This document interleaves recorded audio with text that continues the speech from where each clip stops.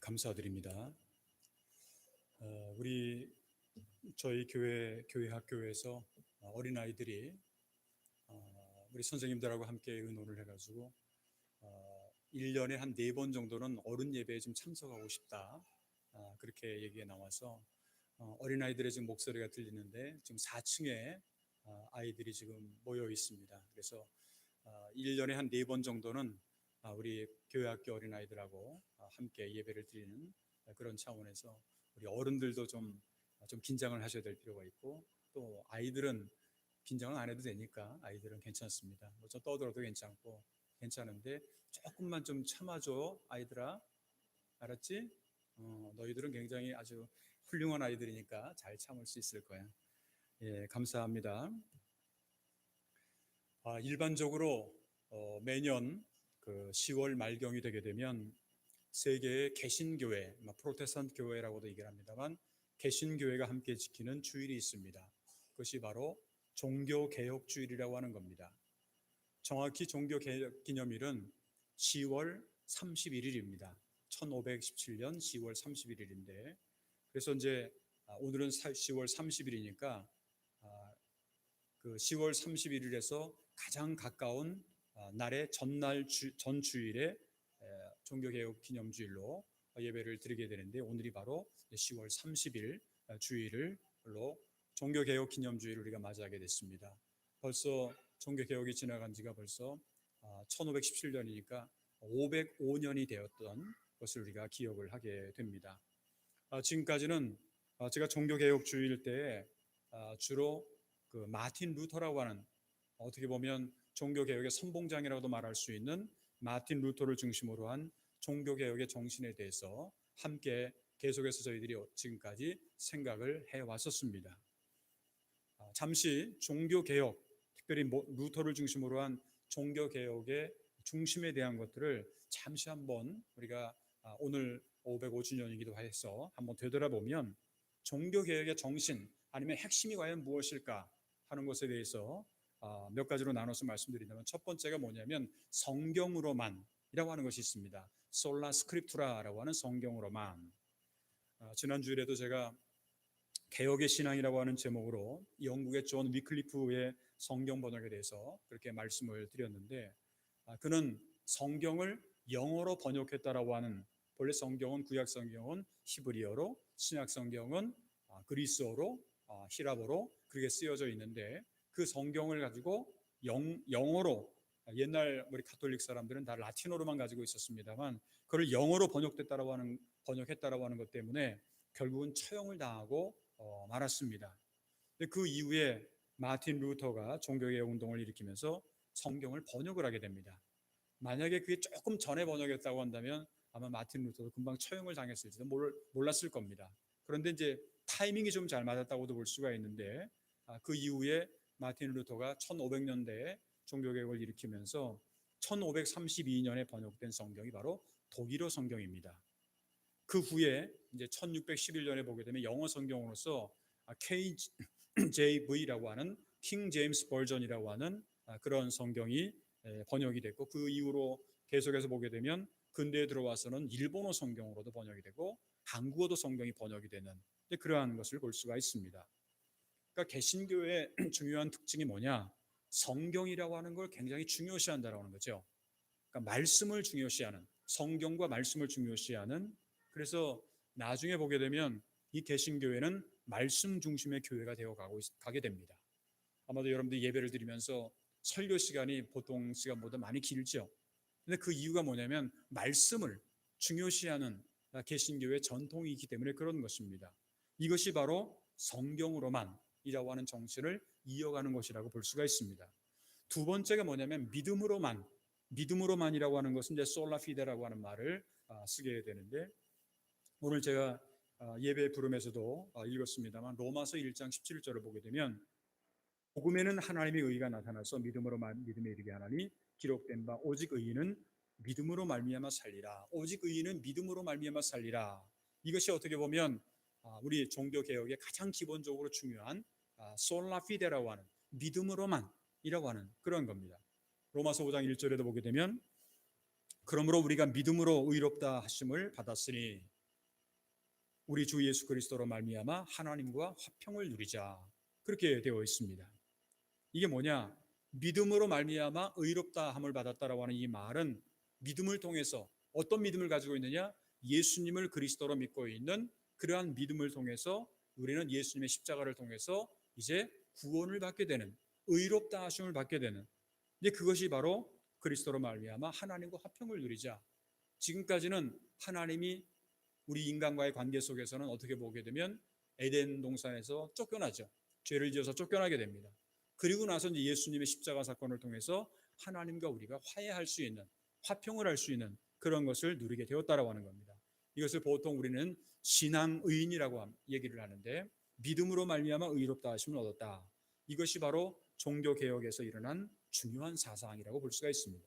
세 번째로는 은혜로만, 솔라 그라치아라고 하는 말인데, 우리 인간의 누구나 다 죄를 지었죠. 죄 없는 사람 한 사람도 없을 겁니다. 그런데 우리의 인간의 죄가 용서받은 것은요, 내가 똑똑하고 내가 잘났고 또 내 인간의 행동이나 공적에 의한 것이 아니라 하나님의 은혜라고 하는 겁니다. 로마서 3장 24절에 보게 되면 사도 바울이 이렇게 얘기를 합니다. 그리스도 예수 안에 있는 속량으로 말미암아 하나님의 은혜로 값없이 의롭다 하심을 얻은 자 되었느니라. 하나님의 은혜로 값없이 의롭다 하심을 얻은 자 되었다. 여러분들이 돈을 내고서 구원받은 사람이 있습니까? 이 세상에 그런 사람은 한 사람도 없어요. 교회 나와서 헌금 드리지 않습니까? 헌금은 구원을 위해서 드리는 조건이 아니라 하나님의 은혜에 감사해서 드리는 감사의 표현이지, 우리가 기본적으로 하나님의 은혜, 그것을 감사하는 표현, 이게 헌금이지 조건적으로 이거 얼마 해서 한 게 아니라고 하는 겁니다. 하나님의 은혜로 값없이 의롭다 하심을 얻었다.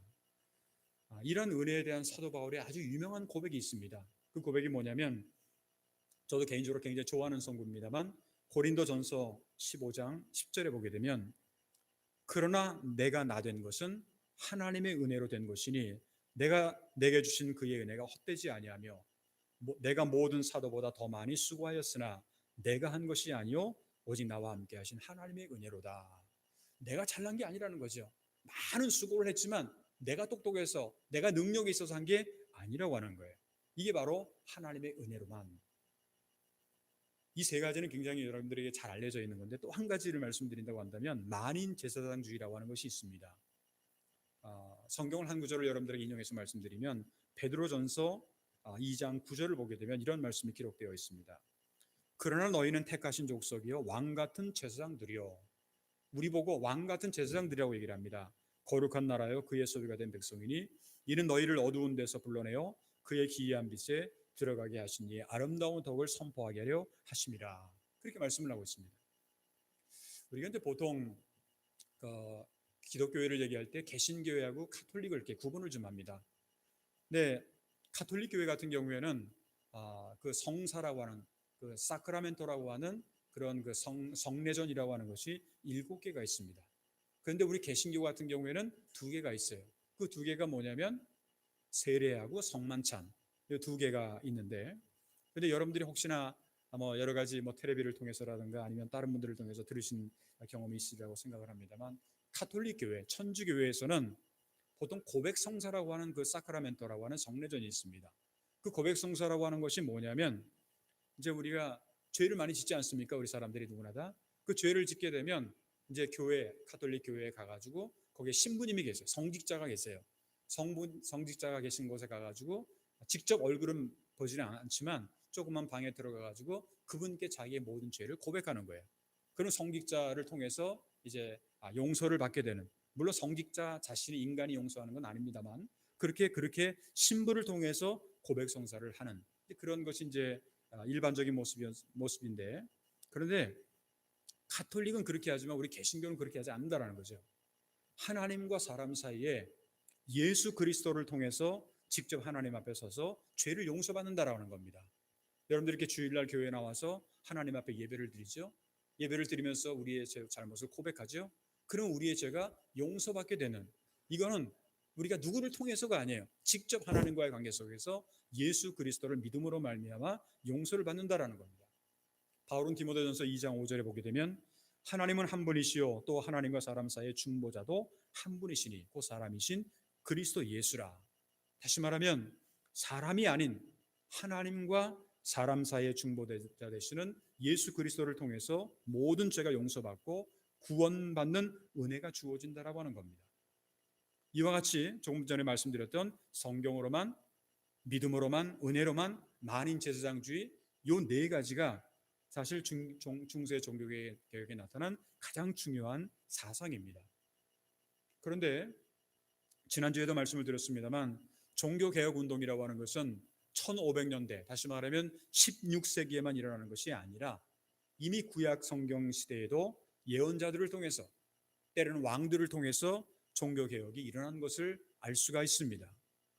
따라서 지난주에는 제가 종교개혁 전주일을 맞이하면서 구약 성경의 종교개혁, 특별히 예언자 느헤미야를 중심으로 개혁의 신앙에 대해서 말씀을 드렸습니다. 근데 오늘은 조금 각도를 달리해서 다른 예언자를 좀 선택을 해서 오늘은 이스라엘 역사 가운데 마지막 사사이기도 하고 예언자이기도 했던 사무엘의 종교개혁에 대해서 오늘 성경 말씀은 기록되어 있는 것을 알 수가 있습니다. 그래서 오늘은 종교개혁 505주년 기념주일을 맞이하면서 예언자 사무엘의 시대에 그가 직접 행했던 종교개혁 운동의 내용에 대해서 함께 생각해 보면서 오늘은 사무엘의 종교개혁이라고 하는 그런 제목으로 말씀을 드리고자 합니다. 그러면 사무엘이 일으킨 종교개혁이라고 하는 것이 구체적으로 어떤 내용이었을까? 이것이 중세의 종교개혁과 어떠한 그런 차이가 있었을까 하는 것을 비교해서 좀 말씀을 드린다고 한다면, 먼저 사무엘이 행한 종교개혁은요, 오로지 하나님만을 믿는 거예요. 그리고 그 외의 우상을 다 제거해버린 겁니다. 오로지 하나님을 믿는다라고 하는 말은 중세식으로 표현한다면 믿음으로만, 오직 믿음으로만 이라고 하는 거죠. 오늘 성경 말씀 3절 4절을 보게 되면 제가 다 읽지는 않겠습니다만 그 3절 후반절에 중반절에 보게 되면 너희 마음을 여호와께로 향하여 그만을 섬기라. 그리하면 너희를 브레스 사람의 손에서 건져내시리라. 그리고 4절을 보게 되면 이에 이스라엘 자손이 바알들과 아스라돗을 제거하고 여호와만 섬기니라. 그렇게 말씀을 하고 있습니다. 우리가 성경을 이제 다 읽고 있는데 성경을, 특별히 구약 성경을 읽다 보게 되면 하나님께서 제일 싫어하시는 것이 있어요. 하나님께서 제일 싫어하시는 것이 뭐냐고 하면 바로 그 중에 하나가 우상숭배라고 하는 것을 하나님은 싫어하십니다. 우리가 이제 구약 성경을 잘 보게 되면 이스라엘 백성들이 많은 죄를 짓죠. 근데 그 죄를 짓는 것 가운데 가장 많은 게 뭐냐? 바로 우상숭배라고 하는 겁니다. 하나님은 하나님께 선택받은 민족인 이 이스라엘 사람들이 우상숭배하는 걸 싫어하셨어요. 그래서 이제 모세를 통해서 하나님께서 이제 계명을 주지 않습니까? 그게 바로 십계명이라고 하는 그런 것인데, 그 하나님께서 주신 이스라엘 백성들이 주신 십계명 가운데 보면 첫 번째 계명도 두 번째 계명도 바로 우상에 대한 내용입니다. 출애굽기 20장 3절로부터 4절을 보게 되면 너는 나 외에는 다른 신들을 내게 두지 말라. 너를 위하여 새긴 우상을 만들지 말고 또 위로 하늘에 있는 것이나 아래로 땅에 있는 것이나 땅 아래 물속에 있는 것에 어떤 형상도 만들지 말며. 우리가 이 사무엘이라고 하는 예언자의 위대한 점은 뭐냐면 이러한 하나님의 말씀, 명령, 계명 그것을 그대로 따라서 우상들을 다 제거했다라고 하는 겁니다. 현대를 살아가고 있는 우리들에게 우상이라고 하는 것이 과연 무엇일까요? 구약 성경을 보게 되면 무엇인가 형상을 만들어서 어떤 커다란 어떤 형상을 만들어서 예비하는 것을 우상숭배라고 생각하는 그러한 경우가 있는데, 신약 성경 이후의 시대를 보게 되면 그것뿐만 아니에요. 이렇게 어떤 조각을 만들거나 형상을 만들거나 그것만이 우상이 아니라 때로는 보이지 않는 마음 가운데서 하나님 이외의 것을 섬기는 것을 다 우상이라고 얘기를 합니다. 다시 말하면 피조물인 우리 인간이 창조주 하나님보다 더 중요하게 생각하는 것은 다 우상이 될 수가 있다는 거예요. 좀 쉽게 말하면 때로는 돈이 중요하냐 하나님이 중요하냐 할 때 돈을 먼저 생각한다면 그건 돈이 우상이 될 수가 있고, 때로는 자식도 마찬가지고 때로는 권력도 마찬가지입니다. 그 어떤 것이든지 간에 하나님보다 더 먼저 생각하는 건 다 우상이 될 수가 있다라고 하는 겁니다. 일본에서는 여러분들이 아마 일본 생활을 하시면서 잘 아시는 그 표현 가운데 야오요로즈노 가미가미라고 하는 말이 있어요. 이걸 한자로 쓰면 800만이라고 하는 그런 한자를 쓰게 되는데, 어떻게 보면 이게 이제 다신론이죠. 때로는 범신론이기도 합니다. 뭐든지 다 신인 거예요. 때로는 앞에 있는 나무도 그렇고, 저희가 어떤 돌도 그렇고, 어떤 데 가면 바다에 가서 어떤 여러 가지 모든 모양들이라든가 이런 게 다 신으로 그렇게 표현이 되고 있는 것을 볼 수가 있는데, 어떻게 보면 내가 하나님 앞에 뭔가를 이렇게 헌신하고 뭐를 드리고 하려고 생각보다는 무엇인지 자기들의 형편에 맞춰 가지고 그렇게 이것을 해석하려고 하는 그러한 경향이, 일본의 그 야오이로즈노 가미가미라고 하는 그런 경향들이 그런 것이 있습니다. 오늘 조금 전에 출애굽기 20장의 말씀처럼 너는 나 외에 다른 신들을 내게 두지 말라. 이것은 사무엘 시대에 그가 행했던 종교 개혁의 아주 중요한 그러한 내용이었던 겁니다. 바로 이것이 16세기의 종교 개혁 시대로 돌아온다고 한다면 바로 믿음으로만, 하나님을 믿는 믿음으로만, 그만을 섬기라, 여호와만 섬기니라, 바로 여기에 이 솔라 피데라고 하는 믿음으로만이라고 하는 사상을 우리가 읽을 수가 있습니다. 두 번째로 사무엘의 종교 개혁은 이스라엘 민족을 위한 기도와 말씀의 회복 운동입니다. 이것을 보통 우리는 종교 개혁 시대를 돌아간다면 성경으로만, 아니면 말씀으로만. 오늘 성경 말씀 5절을 보게 되면 사무엘이 이르되 온 이스라엘은 미스바에 모이라 내가 너희를 위하여 여호와께 기도하리라 하매. 기도라고 하는 것은요, 말씀과 함께 하나님의 뜻을 깨닫기 위해서 가장 중요한 거예요. 그리고 이러한 기도의 회복 운동은 하나님의 능력을 체험할 수가 있습니다. 하나님의 도움을 받을 수가 있어요. 오늘 성경 말씀 8절 9절을 보게 되면 이스라엘 자손이 사무엘에게 이르되 당신은 우리를 위하여 우리 하나님 여호와께 쉬지 말고 부르짖어 우리를 블레셋 사람의 손에서 구원하게 하시게 하소서 하니, 사무엘이 젖 먹는 어린 양 하나를 가져다가 온전한 번제를 여호와께 드리고 이스라엘을 위하여 여호와께 부르짖음에 여호와께서 응답하셨더라. 우리가 하나님 앞에 기도하면, 왜 기도가 중요하냐면요, 하나님 앞에 기도하면 하나님은 반드시 응답해 주신다라고 하는 거예요. 따라서 우리가 기도를 회복한다라고 하는 말은 자기의 신앙을 개혁한다라고 하는 그런 차원의 도움이 된다라고 하는 겁니다. 최근 2년 3년 동안에 우리는 코로나 팬데믹이라고 하는 그런 거를 경험을 하고 있습니다.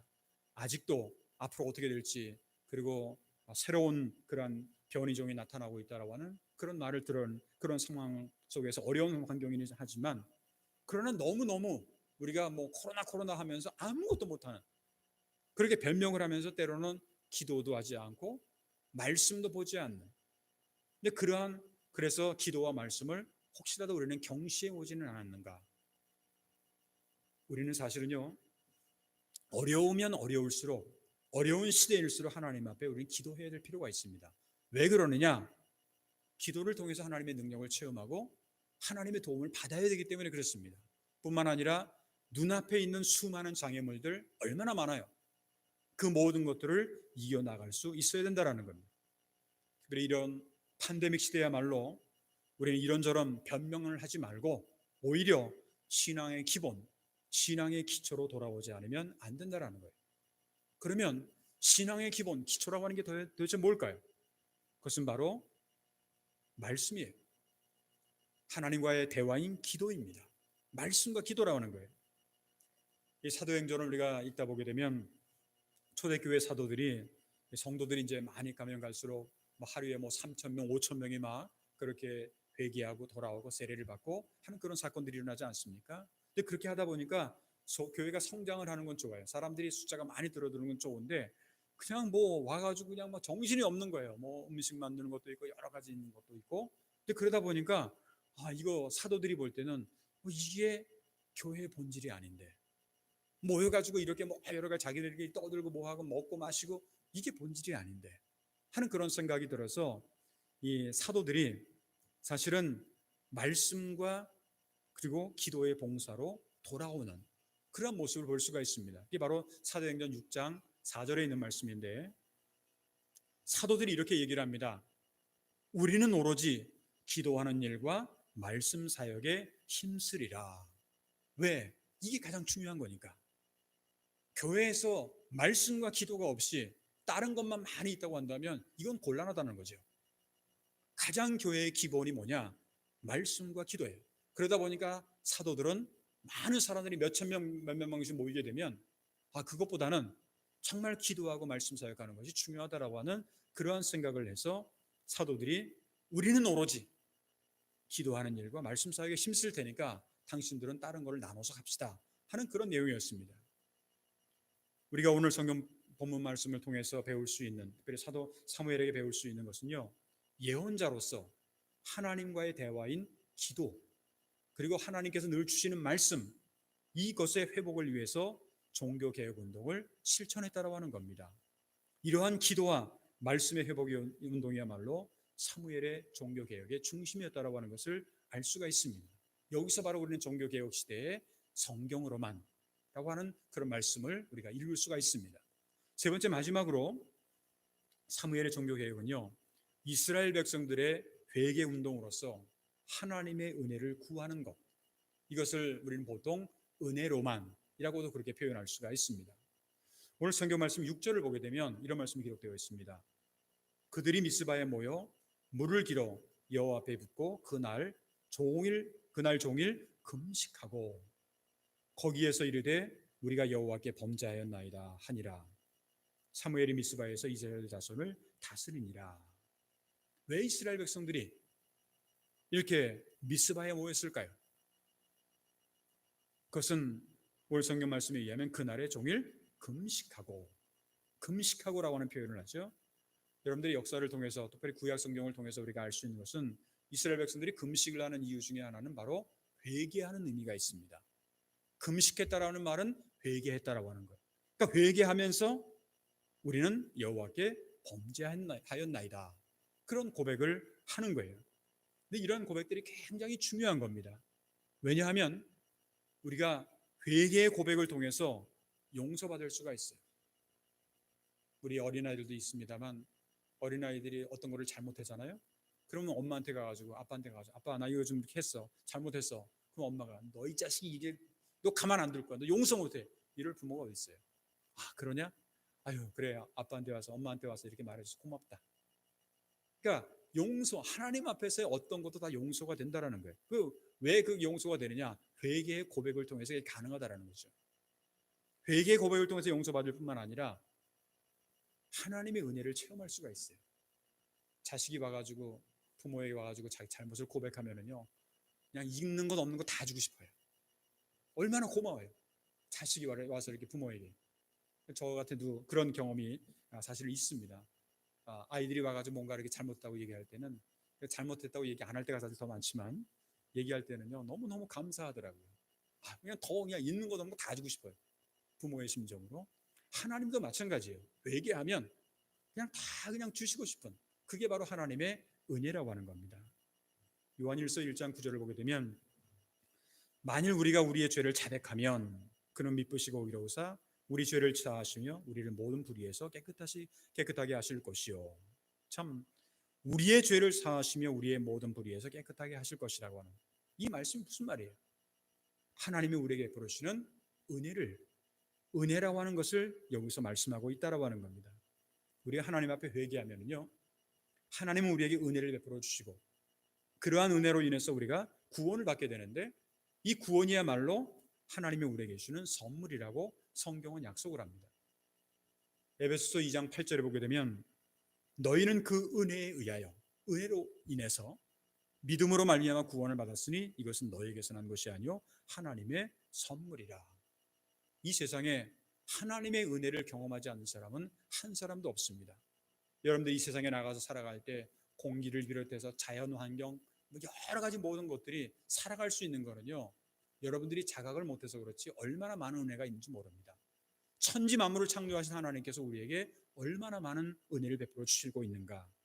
그것이 바로 하나님의 선물이지, 여러분들이 노력해서 돈 내서 이렇게 해서 얻은 것이 아니라고 하는 거죠.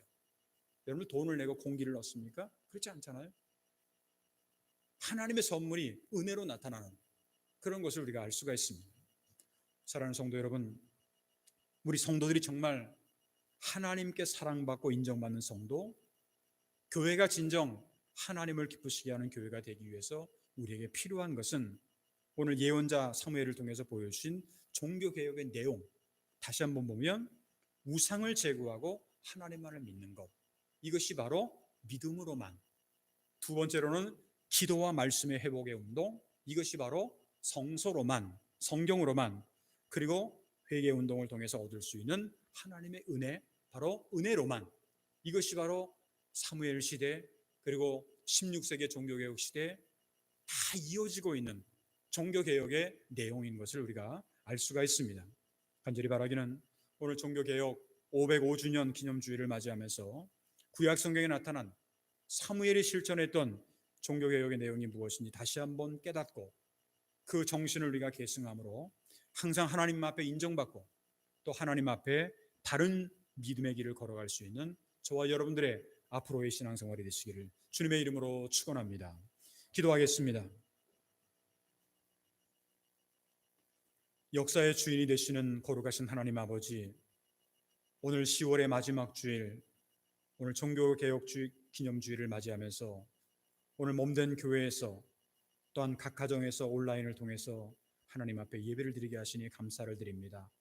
오늘은 특별히 우리 어린아이들, 우리 교회학교 선생님들과 학생들과 함께 이렇게 또한 어른들과 함께 예배를 드릴 수 있는 귀한 시간을 허락하심을 진심으로 감사를 드립니다. 어린 사무엘의 모습을 기억합니다. 하나님께서 우리 어린아이들도 사무엘의 어린 모습처럼 어머니 한나를 통해서 이제 정말 믿음으로 잘 성장할 수 있는 아이들이 될 수 있도록 주님께서 인도하여 주시옵소서. 사무엘의 종교개혁의 모습을 우리가 말씀을 통해서 깨닫게 됩니다. 온갖 우상을 버리고 하나님만 섬기는 모습, 기도와 말씀이 회복되는 모습, 회개운동으로 하나님의 은혜를 체험하는 그런 모습을 우리가 깨닫게 됩니다. 하나님, 오늘 이 시대를 살아가면서 우리에게 필요한 종교개혁이 무엇인가를 깨달을 수 있도록 도와주시옵시고, 날마다 우리 자신을 개혁하며 하나님 앞에 바른 길을 걸어갈 수 있는 우리 모두가 되도록 주여 인도하여 주시옵소서. 코로나19로 인해서 또한 변이종으로 인해서 아직까지도 많은 사람들이 고통을 당하고 있습니다. 우크라이나의 전쟁 때문에 또한 많은 사람들이 고통을 당하고 있습니다. 하나님께서 기억하여 주시옵시고, 특별히 기도를 드리옵는 것은 바로 어제 밤에 늦게 한국의 이태원에서 할로윈 축제라고 하는 것 때문에 정말 지금까지 알려진 대로는 149명이 사망하라고 또한 많은 사람들이 사상자가 났다는 것을 들었습니다. 하나님, 우리가 이 시대를 살아가지만 언제 어디서 무슨 일이 일어날지 알지 못하는 그러한 환경 가운데 하나님께서 저희를 지키시고 인도하여 주시며 이제까지 함께 하신 하나님께서 앞으로의 미래의 길도 인도하여 주시옵소서. 제1장기독교회, 우백교회, 시모노사키 교회, 각자의 기도의 교회의 모든 기도의 응답도 하나님께서 인도하여 주시옵시고, 또 지난 주간에는 우리와 오랫동안 함께 신앙생활을 해오셨던 우리 임포고 집사님 그리고 고만학 집사님 하나님의 부르심을 받았습니다. 하나님께서 유가족들을 특별히 위로하여 주시옵시고 주님의 위로와 주님의 평화가 날마다 넘쳐나게 하여 주시오며 우리의 남아있는 모든 인생을 하나님이 원하시는 또 하나님을 바라보는 그러한 저들의 모든 가정들이 될 수 있도록 주님께서 인도하여 주시옵소서. 지금도 질병 가운데 여러 가지 고통과 아픔 가운데 고생하는 분들이 있습니다. 한 분 한 분 기억하여 주시옵시고 하나님의 은혜와 평화가 날마다 넘쳐나게 하여 주시옵소서. 앞으로 일주일 동안 살아갈 때에도 특별히 이제 앞으로 11월 달을 맞이하고 12월 달을 맞이하게 될 터인데 앞으로의 남은 2달 가운데도 하나님께서 날마다 우리와 함께 동행하여 줄 줄 믿사옵고 감사하며 주 예수 그리스도의 이름으로 간절히